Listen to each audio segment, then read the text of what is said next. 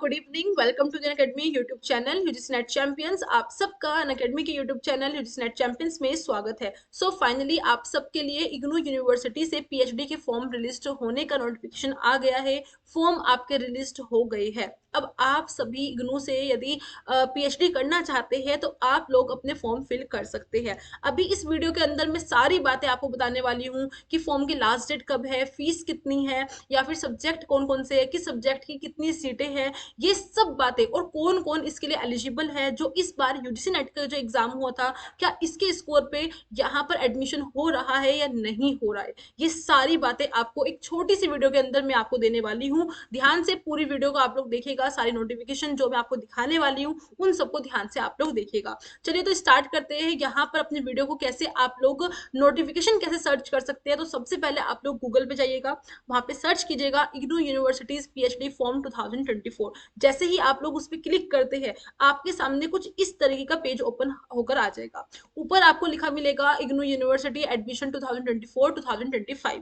यहाँ पर जो आपको ऑप्शन दिख रहे हैं होम पेज, जो सबसे ऊपर जो आपको ऑप्शंस दिख रहे हैं, होम पेज हो गया, पब्लिक नोटिस हो गया, यहाँ पे आपको ये थर्ड ऑप्शन पे आना होगा। जो आपका प्रोस्पेक्टस का जो ऑप्शन है उस पर आपको आना होगा, यहाँ पर आपको क्लिक करना होगा। जैसे ही आप यहाँ पे क्लिक करेंगे, इस तरीके से एक बेसिकली ये पूरा का पूरा एक पीडीएफ यहाँ पे ओपन होकर आ जाएगा, जहां पर सारी डिटेल्स आपको यहाँ पे मिली हुई है। अब चलिए यहाँ पे बात करती हूँ और बताती हूँ यहाँ पे क्या क्या चीजें हैं, किन किन कौन कौन सी सीटें बेसिकली यहाँ पे अवेलेबल है, जिसमें आप लोग फॉर्म फिल कर सकते हैं बेसिकली किन सब्जेक्ट के लिए। देखिए यहाँ पर अगर मैं बात करूँ सबसे पहले तो लास्ट डेट की, कि लास्ट डेट कब है, तो लास्ट डेट आपकी 20 नवंबर है, यानी कि 20 नवंबर तक आप लोग फॉर्म फिल कर सकते हैं। अब लास्ट डेट का इंतजार मत करना, पहले ही फॉर्म फिल कर देना यदि आप लोग सच में पीएचडी करना चाहते हो इग्नू यूनिवर्सिटी से। ठीक है, तो 20 नवंबर इसकी लास्ट डेट है। ठीक है, इसके अलावा अगर मैं बात करूँ लास्ट डेट के अलावा, यहाँ पे बेसिकली कौन कौन इसके लिए एलिजिबल रहने वाले हैं, क्या यूजीसी का जो अभी एग्जाम हुआ था, यूजीसी नेट एग्जाम, उसके स्कोर पे यहाँ पे एडमिशन है या नहीं है, उसके बारे में हम वहाँ पे बात करते हैं। तो जैसे ही आप इसमें नीचे की तरफ आएंगे, ये जो बी पार्ट आपको दिख रहा है, इसके अंदर पूरा का पूरा सिलेक्शन प्रोसेस है कि कैसे आपको यहाँ पे सिलेक्शन करना होगा, मतलब कि क्या पूरा प्रोसेस रहने वाला है आपको सिलेक्ट करने का। तो यहाँ पर क्लियर कहा गया है कि जो भी कैटेगरी बी है, आप इसका सेकंड पॉइंट पढ़िए, जो यहाँ पे कैटेगरी नंबर बी है, जिन्होंने यूजीसी नेट बेसिकली जेआरएफ जिन्होंने क्वालिफाइड किया है, वो आपकी कैटेगरी ए के अंदर आएंगे। तो जो जेआरएफ क्वालिफाइड है वो सब अगर फॉर्म फिल करते हैं तो वो सब इंटरव्यू के लिए एलिजिबल हो जाएंगे। वहां पे 100% का आपका वेटेज देखा जाएगा, यानी कि सब कुछ डिपेंड करेगा कि आप इंटरव्यू में कैसा कर रहे हो, वहां पे जो भी आपसे पूछा जा रहा है वहां पे आप किस तरीके से चीजों को बैलेंस कर रहे हो, आप आंसर कर रहे हो, सब कुछ 100% जो वेटेज है वो आपका इंटरव्यू के बेस पर रहेगा category number A JRF qualified के लिए। इसके अलावा अगर मैं बात करूं यहाँ पे कैटेगरी नंबर बी, यहाँ पे आप देखिए कैटेगरी 2 और 3, यानी कि 2 कैटेगरी वो है जिनका सिर्फ यूजीसी नेट क्लियर हुआ है, जो फेलोशिप में नहीं आए हैं, और वही कैटेगरी 3 जो कि ओनली फॉर पीएचडी जो क्वालिफाइड हुए हैं। तो ये दोनों ही कैटेगरी के ये भी एलिजिबल है, ये भी फॉर्म फिल कर सकते हैं, क्योंकि ये बात पहले ही हो गई थी कि इस बार से जो भी आपका नेट का स्कोर आएगा उस बेस पर ही आपके पीएचडी के एडमिशन होंगे। राइट, तो वही हुआ है यहाँ पर भी, कि यहाँ पर जिन्होंने नेट क्वालिफाइड किया है, जिन्होंने पीएचडी क्वालिफाइड किया है सिर्फ और सिर्फ, वो भी यहाँ पर फॉर्म फिल कर सकते हैं। लेकिन यहाँ पर क्राइटेरिया इन्होंने क्या रखा है कि 70% जो आपको स्कोर जो दिया जाएगा, वो 70% का जो वेटेज है वो आपका माना जाएगा कहाँ से, आपके नेट के स्कोर पे, कि आपने कितने स्कोर हासिल करे हैं, आपके इस बार के नेट के एग्जाम में कितने नंबर आपको मिले थे, उस नंबर के अकॉर्डिंग आपका कितना परसेंटेज बैठ रहा है। ठीक है, तो 70% जो वेटेज है आपको यहाँ पे दिख रहा है, 70% का जो वेटेज है वो आपका डिपेंड करेगा किस पर, आपके नेट के स्कोर पर। वहीं जो बचा हुआ 30% है, वो 30% आपका डिपेंड करेगा कि आप इंटरव्यू में कैसा कर रहे हैं, यानी कि इंटरव्यू में जो और बाकी आपसे क्वेश्चंस पूछे जाएंगे आपके सब्जेक्ट के रिगार्डिंग, रिसर्च के रिगार्डिंग, जो भी क्वेश्चंस आपसे पूछे जाएंगे वहां पर आप किस तरीके से आंसर कर रहे हैं, वो 30% भी आपका देखा जाएगा। तो 30% वेटेज आपका वहां से। ठीक है, वहीं अगर मैं बात करूं, अब आप लोगों के माइंड में आता है कि मैम जो इंटरव्यू होगा वहां पर क्या पूछा जाएगा, वहां पे किस तरीके के क्वेश्चंस पूछे जाएंगे। तो अगर वहां पे हम बात करें तो यहाँ पर वो भी आपको दिया गया है, आप यहाँ पे थर्ड पॉइंट आप पढ़ सकते हैं। यहाँ पर एक तो आपके रिसर्च जो आपका रिसर्च मैथडोलॉजी है वहां से 40% आपसे क्वेश्चंस पूछे जाएंगे। यानी कि आपके कुछ क्वेश्चंस, अब चाहे टोटल आपका 20 क्वेश्चंस पूछ रहे हैं, सपोज करिए आपके 20 क्वेश्चंस पूछे जा रहे हैं कहाँ पर, आपके इंटरव्यू के अंदर, तो 20 का 40% यानी कि आपके उतने क्वेश्चंस होंगे सिर्फ और सिर्फ रिसर्च के।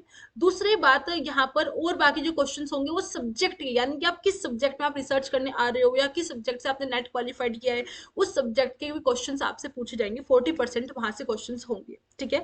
इसके अलावा वहीं अगर हम बात करें 20% जो आपको बचा है वो आपकी देखी जाएगी कम्युनिकेशन स्किल्स की, आपका बात करने का तरीका कैसा है, आपकी पूरी पर्सनैलिटी कैसी है, वो कम्युनिकेशन जो स्किल्स है, ये बोलने का तरीका कैसा है आपका, वो सब भी 20% देखा जाएगा। तो 40% आपके रिसर्च के क्वेश्चन आएंगे, 40% आपके सब्जेक्ट से क्वेश्चन आएंगे, यानी कि जिस सब्जेक्ट्स में आप बेसिकली नेट क्वालिफाइड करके आए हो, जिसमें आप पीएचडी करोगे, और 20% आपका कम्युनिकेशन से पूछा जाएगा। तो यहाँ पर कम्युनिकेशन सब्जेक्ट नहीं, कम्युनिकेशन स्किल्स बेसिकली आपकी देखी जाएंगी। तो यहाँ पर आपको क्या करना है कि आप लोगों को रिसर्च जो आपका सब्जेक्ट है उसको ध्यान से पढ़ना है। रिसर्च का जो मेथोडोलॉजी का जो पोर्शन है आपको उसको ध्यान से पढ़ना होगा, यानी कि कौन से आप तरीके आप अपनाते हो रिसर्च करते समय। आप अपने टॉपिक में जब आप रिसर्च करोगे तो वहाँ पे आप किन सैंपल्स का यूज करोगे, किस प्रकार की रिसर्च करेंगे, वो सब आपके रिसर्च मेथोडोलॉजी के अंदर आएगी, ठीक है। तो उसको आप थोड़ा सा स्ट्रॉन्ग करके लेके जाना।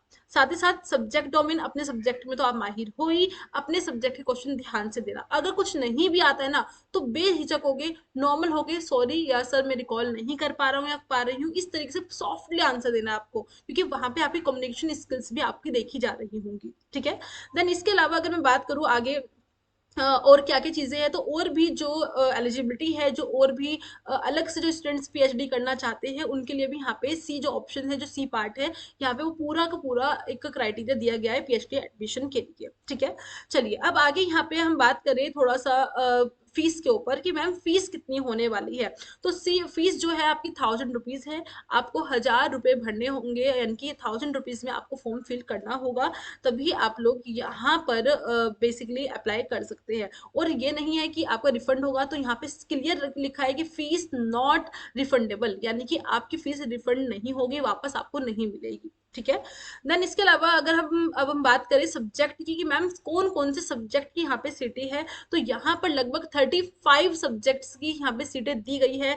जनरल कैटेगरी की, ईडब्ल्यूएस, एससी, एसटी, उनकी अलग अलग डिवाइड की गई है। जैसे कि यहाँ पर आप देखोगे जो साइकोलॉजी है, यहाँ पर आपको जो जनरल कैटेगरी दिखेगी उसकी 8 सीटें खाली है, ईडब्ल्यूएस में 2 सीटें, एससी में 4 और एसटी में 1, देन ओबीसी में आपकी 6 सीटें खाली है। टोटल 21 सीटें आपकी साइकोलॉजी के अंदर खाली है, जहाँ पे पीएचडी के लिए एडमिशन किए जाएंगे, ठीक है। देन इसके अलावा और भी सब्जेक्ट आप देख रहे हो, यहाँ पे हिस्ट्री देख रहे हो, आपका बायोकेमिस्ट्री देख रहे हैं, केमिस्ट्री देख रहे हैं, ज्योग्राफी देख रहे हैं, लाइफ साइंस, फिजिक्स, ये सब बातें, आपकी मैथ्स, हिंदी, ये सारे जो सब्जेक्ट दिख रहे हैं यहाँ पे इनके आगे लिखा हुआ है कि किस सब्जेक्ट में जनरल कैटेगरी में कितनी सीटें हैं, ईडब्ल्यूएस में कितनी सीटें, एससी, एसटी, ओबीसी, सारी सीटें यहाँ पे बेसिकली दी गई है, ठीक है।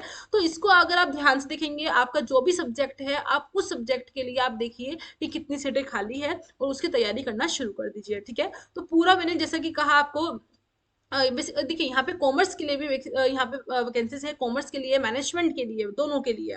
तो यहाँ पर जैसे कि मैंने कहा कि बहुत सारे सब्जेक्ट है, लगभग 35, ओके, वैसे यहाँ पे जो दिख रहा है वो 34 सब्जेक्ट है जिसके लिए इग्नू में पीएचडी एडमिशन के लिए सीटें खाली देखी गई है। तो आप लोग जल्द से जल्द ही लास्ट डेट का इंतजार मत करना, फिर कह रही हूँ कि जिसको भी पीएचडी करनी है आप लोग पीएचडी में एडमिशन ले लीजिए, ठीक है।